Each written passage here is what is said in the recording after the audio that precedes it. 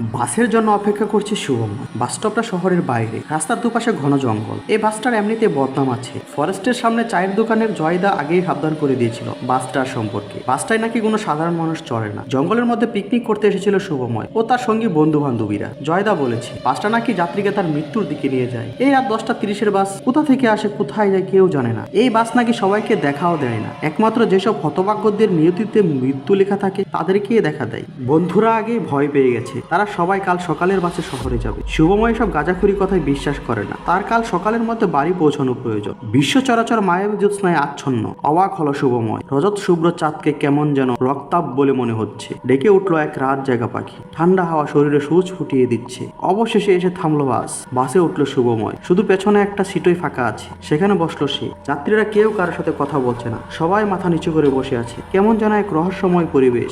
ভাড়া দিতে গিয়ে কন্ট্রাক্টরের হাত দেখে চমকে উঠলো শুভময়। বরফের মতো ঠান্ডা হাতে মাংস বলে কিছুই নেই, শুধু হাড়। বাস তীব্র বেগে ছুটে চলেছে। এত জোরে কোনো বাস ছোটে? পাশ থেকে ফ্যাস ফেসে গলায় বলে উঠলো শুভময়ের বন্ধু তপন, যে মারা গেছে 3 বছর আগে। জানিস তো ভাই, এই বাস আমাদের সবার জীবনেই আসে, যেমন 3 বছর আগে এসেছিল আমার জীবন, আর এখন এসেছে তোর জীবন।